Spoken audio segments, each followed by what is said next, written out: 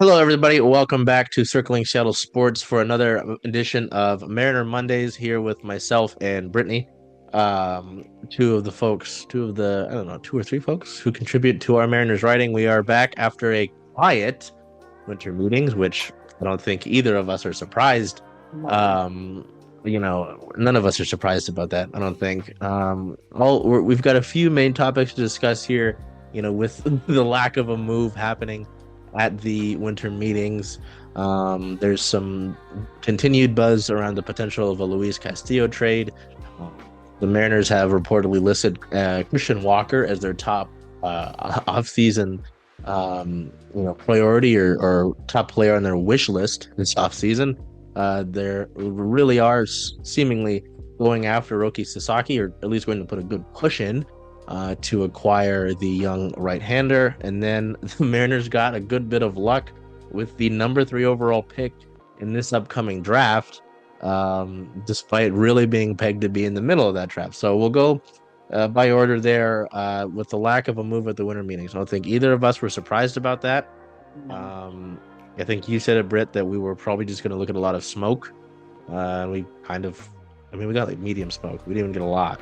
I think it was the first or second day of those meetings that Jerry DePoto said, we're not in the red zone for any sort of deal. And I was like, oh, so we're just aware that nothing's happening or likely nothing will happen at all this week. So, um, but the main sort of thing that I want to talk about with this, with the winter meetings coming and going, is the guy that really has been in the center of all the rumors for the Mariners is Luis Castillo. We talked about him last week and the potential of him with Boston. It seems like Boston's still interested in him.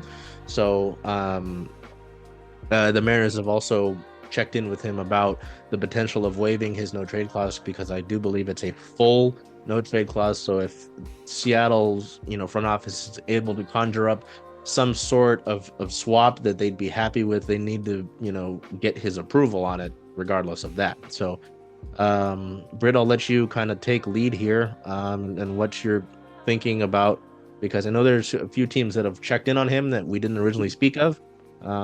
Just what you're thinking about what we heard about Luis this past week, and maybe who fits the best as a trade partner. I know we're again kind of pigeonholed into what this team needs, and what teams are kind of willing to offer. Yeah, I think the any potential for a Cubs trade is probably flown at this point, given the moves that they've made. They've been busy, which must be nice. They did come out, I believe it was Ken Rosenthal. Let me make sure I get that correct. Yes, Ken Rosenthal came out last night, or I should say Saturday evening, and said that the Mets and Orioles have also checked in on Castillo. So those are two teams. The Orioles don't surprise me. The Mets maybe surprise me a little bit that they've checked in on Castillo. So that's interesting. Names that come to mind: Ryan Mountcastle with the Orioles. Possibly, I don't know that you'd be looking at taking a chance on someone like Kobe Mayo, although I do feel pretty confident that he's going to be a pretty good big leaguer. I think they really are, as they should be, looking and wanting big league talent right now. So Ryan O'Hearn is another interesting name there. And the Orioles infield is just kind of crowded with how much talent they have coming through their system, through their farm system. So that could be interesting. I hesitate with so many of the Luis Castillo rumors and everything, because unless we start to hear really legitimate reports from the likes of Adam Jude or Ryan Divish or Assen, I have to remember that every writer that's kind of come out and reported on this and said, like someone said Castillo trade was imminent, like it's happening, no doubt. And they're all getting fed information from people with, their own motives and from their Mhm. own markets. So maybe Boston's trying to spin something. Maybe Chicago is trying to spin something. So there's certainly smoke around it. I don't know how much stock I put into any of those rumors until we really start to get a little bit more locally, until we start to hear from our local folks. Yeah, and I like that you mentioned that because I remember it's a different sport, but it's the same sort of message that you're putting out. Around the NFL trade deadline, I think it was Ian Rappaport was like, "There's nothing on DK Metcalf because there was smoke about DK Metcalf." And as much as I might disagree with some of his baseball thoughts, Greg Bell was like, "There was never any smoke." It was like read local. I'm like, yeah, I will wait to hear from these guys first. I know there's only a few instances where the local guys here don't have it first or know something about it. So Yeah. yeah, I mean, you look at the teams that are interested in him.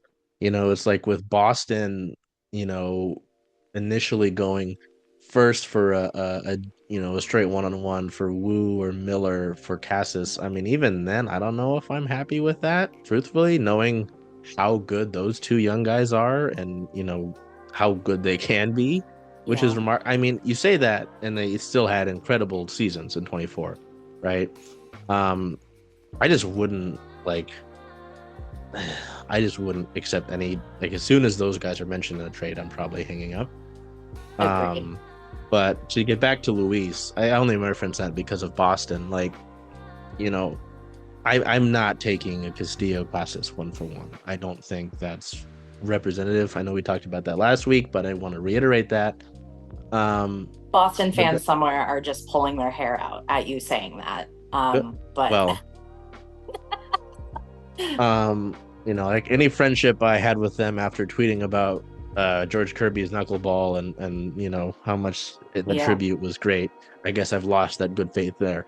But, so it's like there's limited stuff there unless Boston feels the pressure, which could be a thing, if we wait this out because of the deals that, a Max Fried signed. Um, you know, mm. Castillo's I saw Boston fans like, "Oh, Castillo's contract is bad." I'm like, "Are you seeing the other contracts that Oh are taking gosh. place?" Like wake up a little bit. I don't know. I know their hashtag was dirty water for a while. Have you been drinking the dirty water? But anyway, but yeah, the Orioles are interesting because same thing with them. I don't think there's a guy that they have that you could 1v1, a one for one, right? I think if you're going to get a Mayo, like, are you spinning because again, you want proven big league talent, right? Like, this isn't the sort of situation where you're selling off your aging veterans, to look good in a couple of years. If you're the Mariners, you want to win now and take advantage of this rotation as much as you can. Or if you trade Castillo, what's the other four guys in your rotation, and then probably an Emerson, right? Like we talked about last week. But I think I'd still have those two teams over the Mets because I think in the beginning of the offseason, there was stuff, it was like, oh, give them like Brett Beatty and Jeff McNeil. As someone who has learned more about the Mets because of someone in my life, um, no, no, to even both of those guys, you would have to do both of those guys in addition to a established guy. And again, we can go through the Mets roster, and I don't think the guys that would make this deal worth it. The Mets want to, they just obviously dropped a mega bag that happened after we finished last week's recording on Juan Soto. Like they're obviously trying to just get better. I think that's all in the pitching department right now, but um, I don't know what the Mets would give you, right? Because I They know do have they've Acuna, who is like I think their top prospect. yeah And he had a cup of coffee last year. But again, yeah chances are probably pretty high he's going to be a established good big leaguer. But you are still taking a chance there, and there's no indication that he's ready. Well, and then in that regard, if you bring him in, like, and I'm sure he's not necessarily going to be ready to be your opening day starter, then it's like, why don't we just wait, for Cole Young at this point, like, Sure, right? totally, yeah. So I'd put the Mets lower on there unless they decide that we really want to, I always loved messing around on Madden with the trades. It's like, okay, it's like it shows you red, we're not really interested at all. Yellow, we're like, okay, we're thinking about it. Then green, it's like, all right, it's good. I don't know. the Mets are going to do something, they really need to put it in the green. Like you can't say yes to anything that's just kind of like, oh, this is kind of fine, And then I know the Yankees. There's been stuff on the Yankees. I don't know if Rosenthal had it. I don't think it was Rosenthal, but I guess the Yankees have been listed as a team who could look at him after the Mariners outbid the Yankees for him earlier. I just don't know if a trade happens between those teams, truthfully. Um, so I don't know. It just feels like a lot of fun routes and then hitting an immediate dead end. I just don't know where Seattle goes with this. I think they'd be happy if we get to opening day and 58 still on your roster. But then it gets to the other things about how do you get better if you don't have much allowance from mommy and daddy to play with. You need to get better, and that kind of brings me to Christian Walker. Unless you want to touch any more on La Piedra. No, yeah, let's talk Christian Walker. That's so interesting. So yeah, over the winter meetings, again, it was a lot of nothing. It was a lot of fluff on the rock. And then Christian Walker was listed as at the top of the Mariners. I'm sorry, I need these back. The top of the Mariners wish list for the offseason. As I told Britt, before we started this, I can wish for my hair back. That doesn't matter. If there's no action behind it, if I don't go to Turkey to get a transplant, which I don't plan on doing, I just, I'm like many other who have followed this franchise in a myriad of ways. I know Divish put out a really honest tweet about it during the winter meetings. We're all tired of hearing interest. I think there was a meme from the Red Sox fans too that was like, had interest, hang the banner, because even in this report from the Times, it's Walker's interest in the Mariners is not known. Obviously with Christian Walker, a guy who, as Britt told me, his OPS hasn't gone below, I think you said 800 for some time. He's been a Gold Glover the last 3 years. He got MVP votes in the 23 season. The Yankees have a hole at first base. The Nationals are fascinating, and I'm sure a bunch of other teams will look at him. The Mets might look at him if they don't bring back Pete Alonso. So you're gonna be competing with the big boys for this, and you don't have big boy money. And you'd have to pay the Seattle tax on top of big boy money. Yeah. There's, Yeah, and then even if you do sign him, considering that it's been reported on multiple occasions by, you talk about, I think my big four. I know Passan hasn't, but we're gonna throw a big four for the reporters I trust, and Jude, Divish, Kramer, and Passan. Those three in the local column have all said it's like your allowance is 15 to 20 million. That guy is going to command the higher end of that. And even if you can't land it, by some God's grace, Christian Walker has a dream. He needs to be in Northwest Green and a City Connect jersey. Then that's that's all of it though. You got given a 20 and you spent the 20. So I don't know. Besides my doom and gloom, what are your, if we're playing in a fantasy world and you are a legitimate suitor, what excites you about a Christian Walker and his fit in Seattle? Yeah, if the Mariners somehow stumbled into money, found it tomorrow or whatever, I would.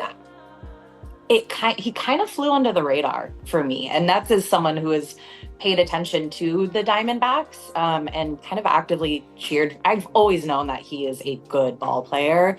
4 WAR in 22 and 23, 3 WAR last year. The conversation around him has kind of been like, he's getting older. He's 33 years old, and he certainly is. And then also you look at his Savant page, and he's still hitting the ball real hard. His exit velocity last year in 2024 was in the top 9% of Major League Baseball. So there aren't indications that he is actively slowing down. Sometimes we look at these guys at 33, especially first baseman, it seems, and they're starting to slow down right around this time. He would certainly, in my mind, be worth a 3-year deal, it would probably have to be more than 20 million a year average just to play in Seattle. But that would be an awesome pickup. I would love Christian Walker for the Mariners. I think that would add some pop. This team just needs some pop. They, outside of Julio, they don't have a whole lot of it. You know, Randy can run into one here and there, and you've got Julio and Cal, and they just need someone that can do consistent damage. So I like it. I also can acknowledge it feels like we are dreaming. Yeah, this is all very much yeah, like you said, if we run into some money, hoping that the leash gets a little, looser. I think that's right. Yeah, longer. Yeah, longer leash. I just don't see that happening, but I don't know, maybe our front office is, hey, you see this guy? He's got 3 gold gloves. He's got power. Well, okay, sure. Throw some more on there. And Chant's been doing pretty well. Throw it on there. Yeah, I don't know. It's fun to look at, and I mean, he's although the chances are low on him anyway. Like, chances are better on him than a Pete Alonso in the free agent market. I mean. Yeah. Well, that's the thing. What's interesting with Pete is I saw a report nationally that his market's like non-existent right now, which is pretty fascinating. I mean, for a guy who has the power, had a great playoff run. Yeah. I just find that weird, and maybe now since the Yankees have lost out on. He lost out on Juan Soto. Maybe they just signed Max Fried. I mean, I wouldn't doubt they'd go and look at Pete. I don't know, So I put Christian Walker as more likely anyway, and probably someone who'd be better there anyway. I know Pete, Perry Hill would salivate at having a 3-time Gold Glover. Oh, God, that would be his heaven. So, yeah, and I mean that's kind of again the extent of it. Something that slightly goes back to the trade market is, when Jerry met with, he's on MLB Network, and then I don't know if there was like a full scrum or what, during the winter meetings, and I know you talked about this online, talked about, having some of the prospects like Cole Young and Ben Williamson, as guys that could help the Mariners, and talking about their farm system. We talked about this last week. I know that the teams that have the veteran infielders that the Mariners want aren't really looking for prospects, but I don't know. You do have some of that talent. Well, and then the getting that number 3 overall pick certainly helps ease some of the sting, if you do trade away some of those guys, and so maybe we can link that, and we'll put Roki at the back here. Because if you do swing a trade, and ideally your litany of riches of position player prospects gets put to use, again you can feel comfortable, and then this gives us, because neither of Brittany and I are really too super draft heavy in that regards.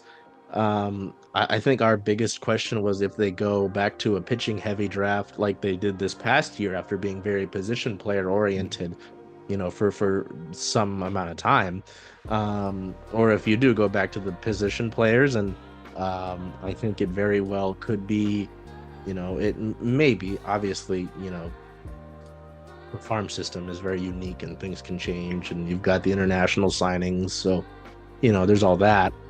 And maybe you're happy with Durangelo. I believe it was Sloan was the other kid early on, and maybe you're happy with that, and you go back. And certainly, if you do trade from that, you would go back. Do you see any? I think that makes that obvious. If you do trade, one of your top guys, it's like, all right, let's load the deck again, right? Any thought on that? Yeah, they'd probably look at, I guess, maybe a college bat. They did like the high school bats.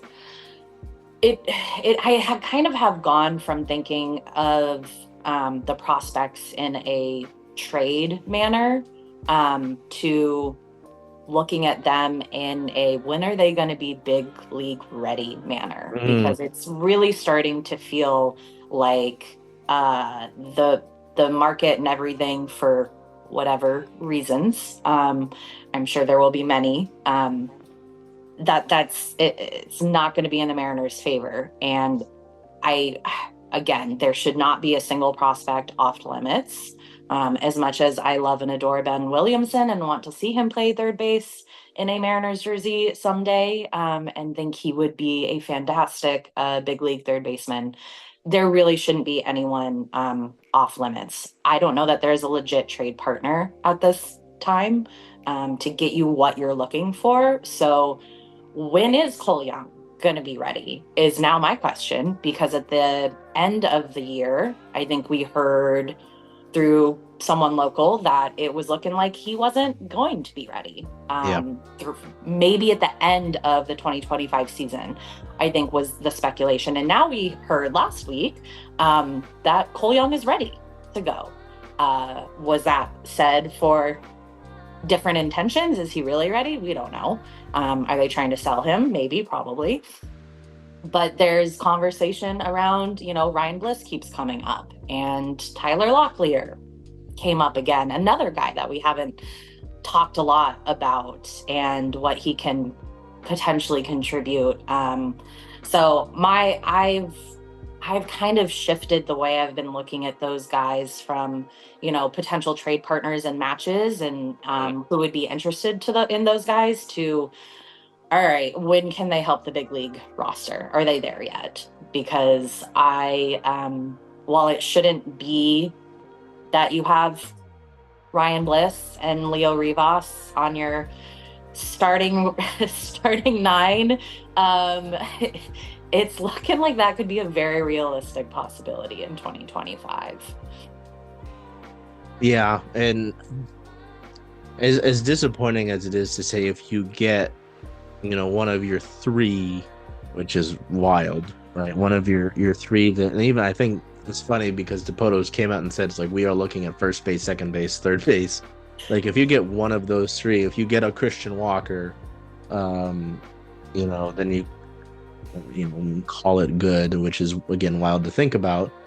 That almost feels like begrudging. All right, we'll take it. Because this is the situation that we're in, right? It's like so much of the time there's argument online about the situation, and I understand that. Not the Jersey Shore. I understand that, and it's certainly not great to have to talk about, because we would love to be able to sit here and say, all right, sign Christian Walker. Yeah. Well, even I don't know who is available on the third base market right now. Free agent wise, like this we're operating like we have money, right? And then it's like, oh, because I don't think about it that much, because I think in the mindset of I can get one of the toys that I want. You can get one, and you're probably going to have to try and get out of one of the Mitch's contract in order to get one and be comfortable with it. And so at what point, because I think it really would be, and maybe we can look at this even further next week, since it'll probably be slower, really relatively slow, for the next few weeks, unfortunately. At what point do you consider the avenues to get rid of 17? Because, I don't think you can get into 2025 with Mitch Haniger on your roster, unfortunately, or you should. Which is unfortunate. Again, great guy, said some great moments here, but it's just, I think everyone saw it. The fielding looked rough at the end of the year. His hitting was rough relatively all year. Again, great guy, all that, whatever, but yeah, I'm somewhat, again, this is minimally okay with having a Garver there, only because right now it seems like he's your backup catcher, and they haven't talked at all about adding a backup backstop. There's been no conversation about it. And I'm like, all right, so we're going in with the thought that, hey, we saw him increase his workload to just catching George to catching everybody. Like we're gonna call it good. And it sounds like they are believing in a bounce back. I know the quote was more on both Mitches. 17, no, we're done. We have to Yeah. move. Yeah. You know, Yeah. Mitch Garver, I am a little more okay with that. It's not a lot, but again, if you're looking at Garver or Haniger, which one are you on paper? Yeah. And Yeah. I'm in a roster and not understanding the context, which one are you taking? I'm taking Garver, unfortunately. Again, Mitch Yeah. Haniger, great guy. We've joked about being bald together. We've got to move. So Garver is so interesting for me. There's conversation around like, well, he can't be your backup catcher. Why not? He's super serviceable back there. He, assuming he can stay healthy, that's really your biggest concern is health. Yes. Yes, it is a very expensive backup catcher. Yeah, we'll throw you that. But at least you can get some value out of him in that way. Getting Cal, hopefully more days off would be great this year. Yeah, and then if you do move him, which I wouldn't certainly be opposed to, you gotta have a better backup catcher plan than a Sebi Zavala type. Mm-hmm. And that can certainly be a conversation for maybe another day, because I have lots of thoughts and feelings around that. But yeah, they need to find ways to protect Cal better.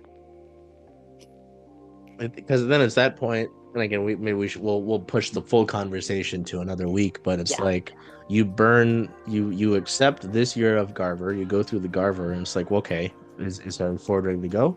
Like, I think you're supposed to start this upcoming season at AAA Tacoma, so it's like, I don't know how we'll see how he does in PCL pitching. But anyway, yeah, I don't know. The third overall pick's great. It's nice that they moved up from being projected to be number 15th in this upcoming draft to somehow stumbling blindly into the number 3 overall spot. The highest in the Jerry Dipoto era. At least looking at some of the mocks here, it is a few college hitters. There's some college pitching, but you talk about a college hitter. The guy I actually saw in Montlake this past year, Ava Arquette, kind of plays up the middle of the infield, who transferred from UW to Oregon State this offseason as UW went through a coaching change.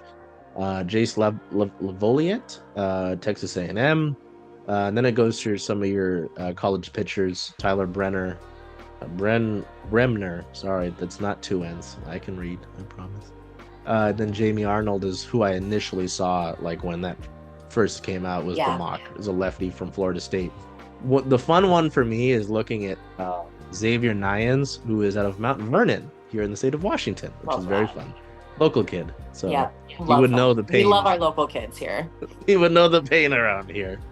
But yeah, so that's kind of it. I think it's pretty straightforward. It's like if you're able to offload some of the position players that you've essentially stockpiled in your farm, having them the 3 overall pick likely gives you the option to be able to stockpile back somewhat, and obviously it gets you more draft bonus money, right? It's a big deal. Yeah, definitely. So, it's huge. They really lucked out with that. Dan Wilson's reaction was priceless. That was good. It's still so funny to see these pictures of Dan Wilson doing these things after he was just a guy that was like doing the root sport. Again, I would run into the guy at the booth all the time. Super nice dude. One of his kids went to O'Day. I was an O'Day kid. I talked to him about that. Now I have to look at him in pregame scrums. It's very weird. Anyway, this is minor, but I do want since this is like a shorter show than last week, I think we can touch on it. So last off season, Scott Service, if you remember him, don't know if you remember him. Scotty Service. Ooh, it's funny to mention him because his Packers play our Seahawks Green Bay tonight. fan. That's the first thing I thought of. Sorry, Scott. I need you to lose tonight. Yep. Talked about the importance of going to talk with Luis Castillo in his home, go fishing with him, and that was, I think that's sort of important, in any sport. You want to be able to trust the coach you're with, vice versa, and I think leveling with him in somewhere, especially with, not the non-American born players, to have that and have that respect is big. Not quite, it's an American born player, but Dan Wilson did say he was going to go have dinner with Bryce Miller this offseason. The Mariners contingent at the winter meetings went home. Dan Wilson went to Texas. God, where's Bright? Is it New Braunfels? I remember he told me how to say it this past year.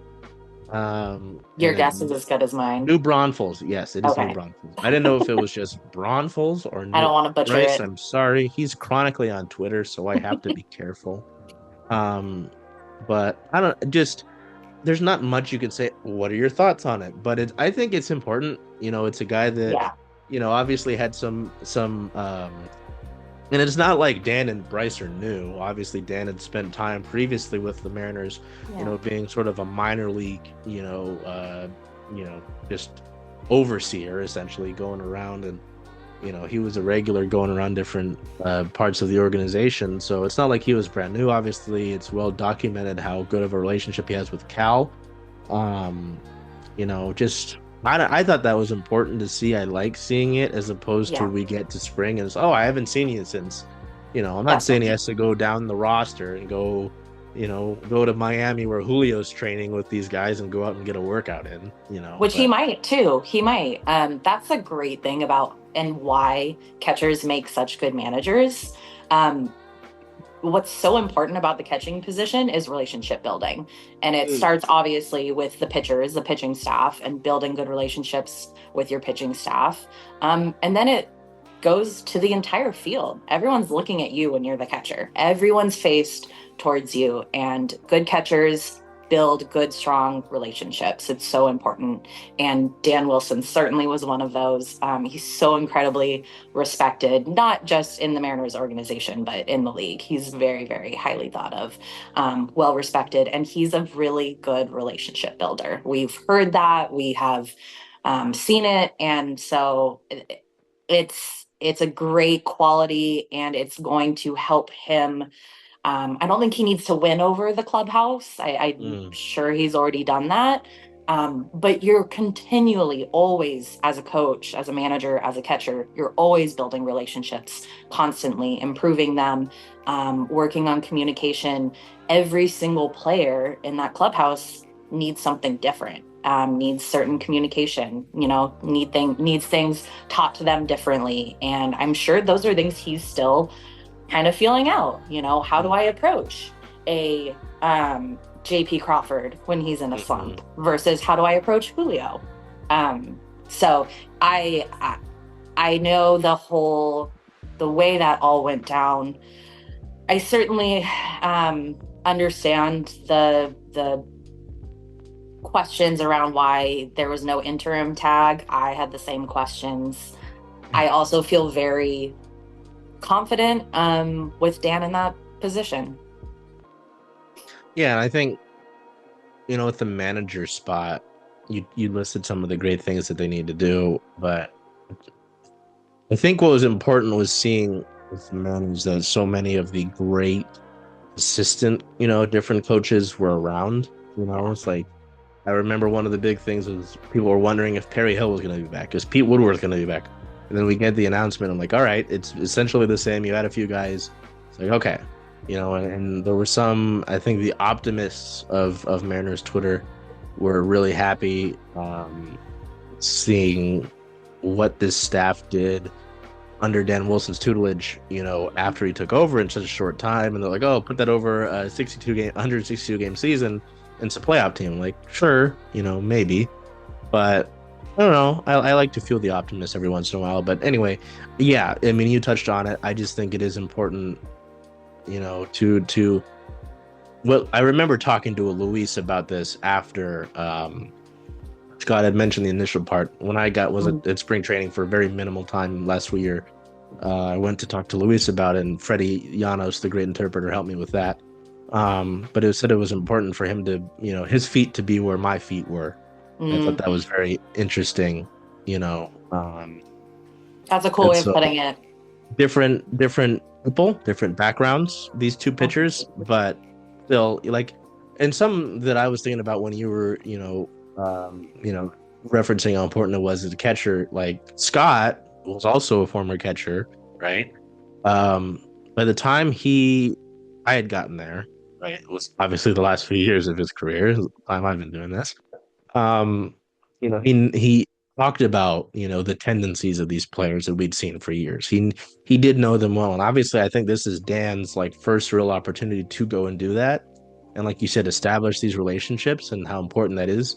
So I wonder if we will get the Dan Wilson tour this off season, go and see a few guys, because you know when you talk about him not really needing to win the room over, I would agree with that, just because I think a lot through our photographers' photos with Mm, some of these. The walk off over San Francisco, right? His yeah. first game, like I can go through so many of the photos, and I'll probably put some of them in the write up of this, where the players immediately go to him and they're around him because they know it's his first win as the manager. And you see his smile so big. And Yep. there's some photos where you can see him looking out into the T-Mobile Park crowd and trying to take Yep. it in.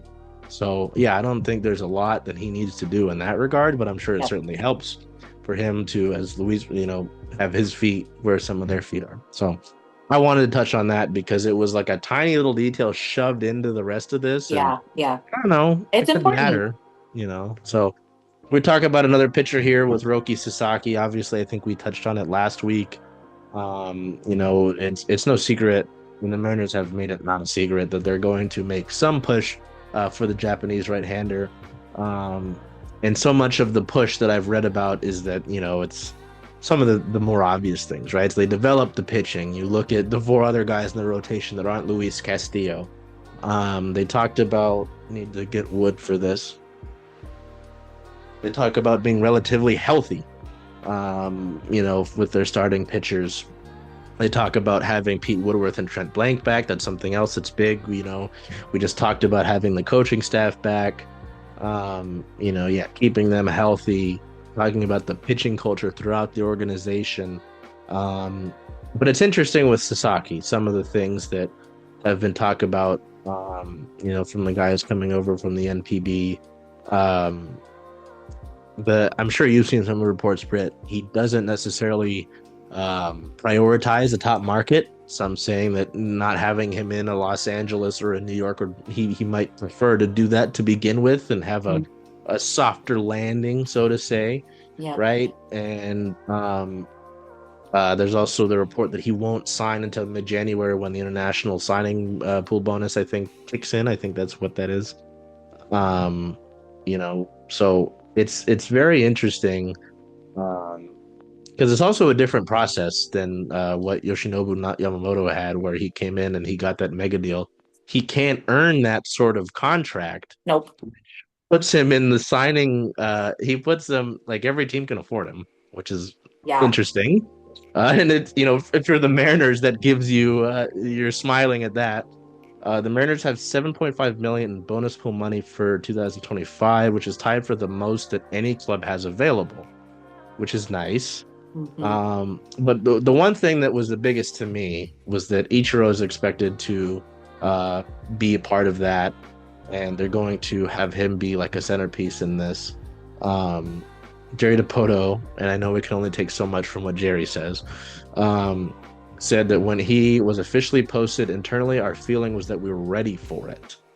Um, I'll look into it more here, but what do you think about this? Because the Yeah. the guy this is going to be his agent hasn't met with him to discuss his priorities yet, which I find fascinating.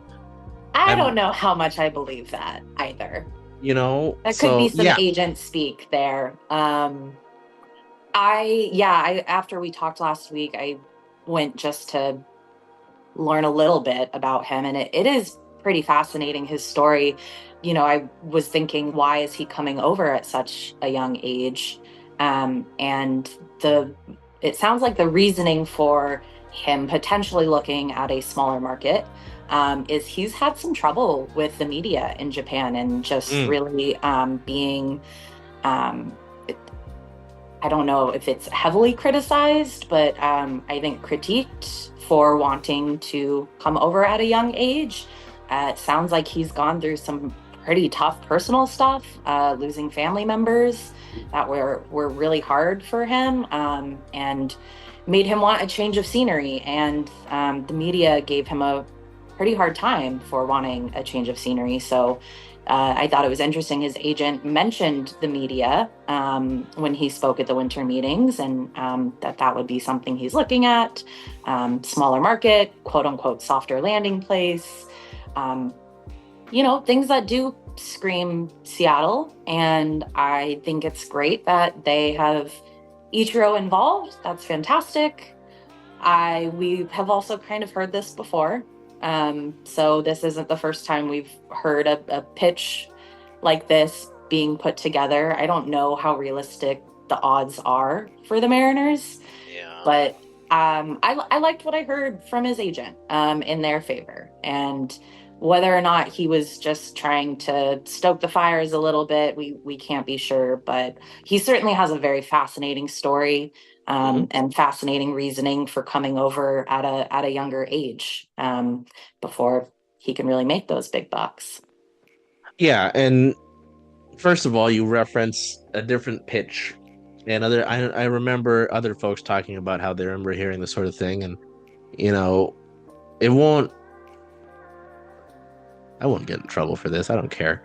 I was told privately that with I think who the other guy you're talking about with Shohei is that he fully toured T-Mobile Park. He wanted to sign here, but the Mariners weren't ready to let him pitch here, which was very fascinating. They didn't want to let him do both at the time. Obviously, I'm sure they feel stupid about that. And I've had that double checked a few times over the course of the last few years, which is a head scratcher to me, but also is a lot of this organization, right? But yeah, no, I don't know. So much of the attention I think is to more of the certainty, at least with this offseason. In my mind, it's like, I know what Luis Castillo has done.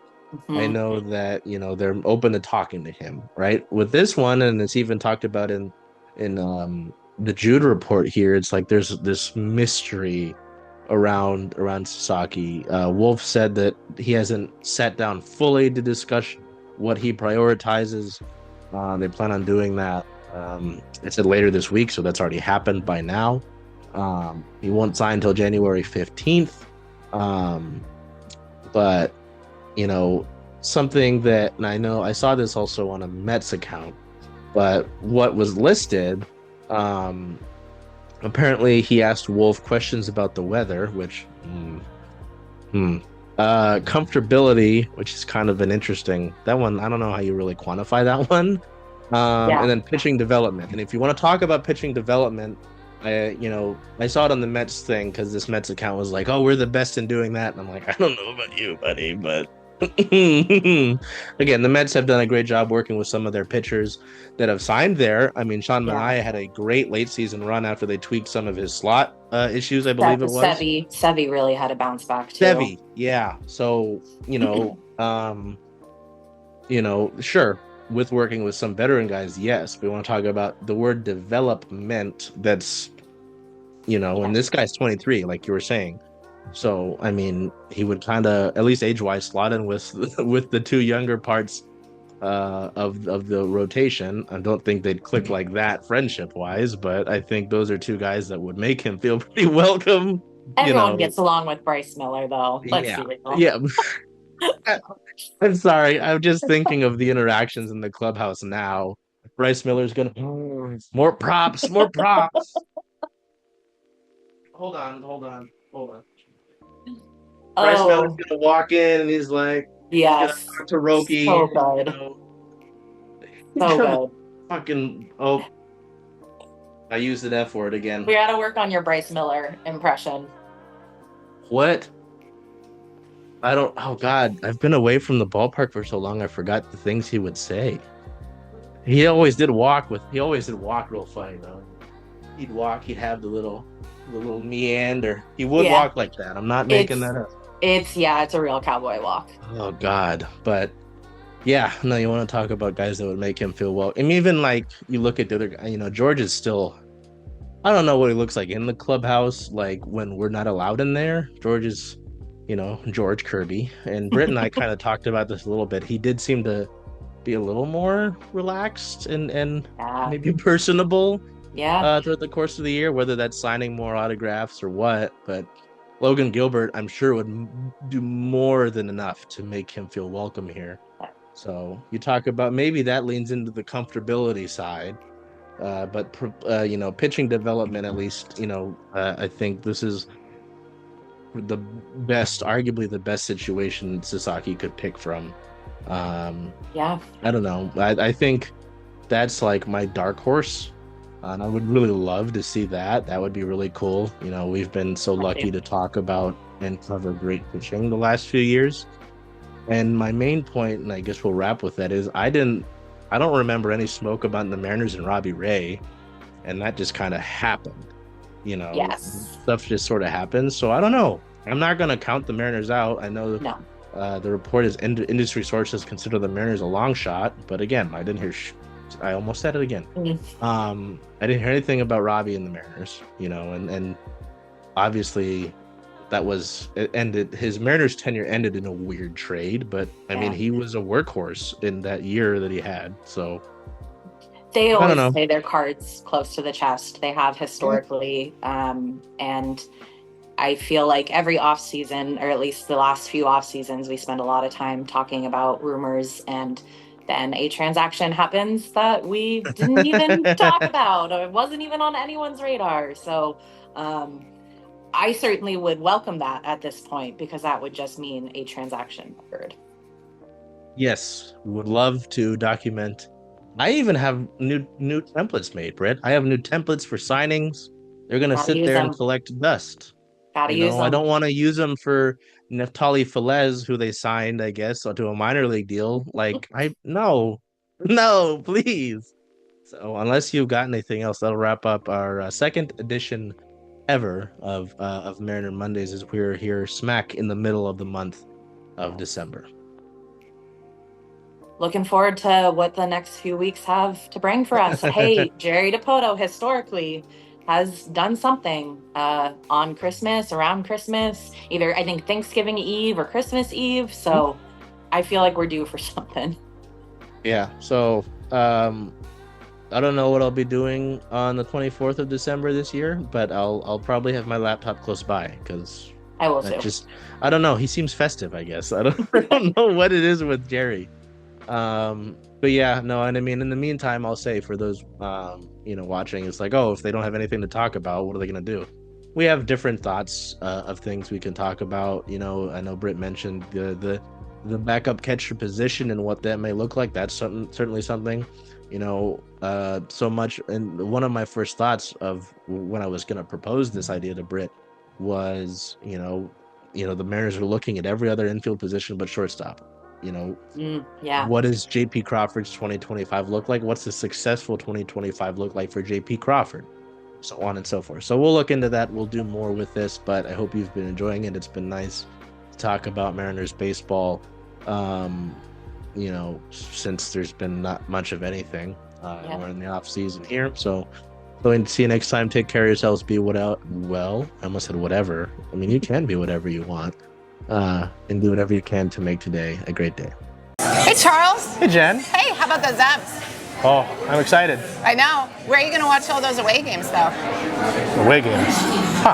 I was thinking of coming here since, after all, Rough and Tumble is the home of Circling Seattle Sports. I love that idea. Hope to see y'all here.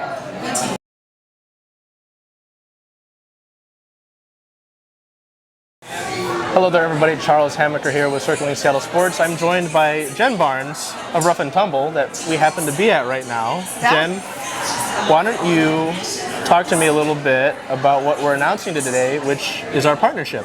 I'm so excited about this. First of all, I just want to say thank you.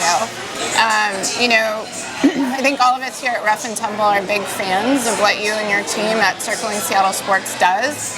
And so, I know you know this, but when you came to me with this idea, it just seemed pretty natural. And it's not just me. I think a lot of people in the sports community in Seattle also really respect you and your team. So it's exciting to kind of see these two things melding together, and we're really excited to start implementing some of the things, and then hopefully seeing you guys a little bit more often. Yeah, and so with what Jen says about seeing us more often, you know, we've got a few things in the works, but you'll see watch parties here. We'd like to do a few different of our community drives, which you'll hear about here in a little bit.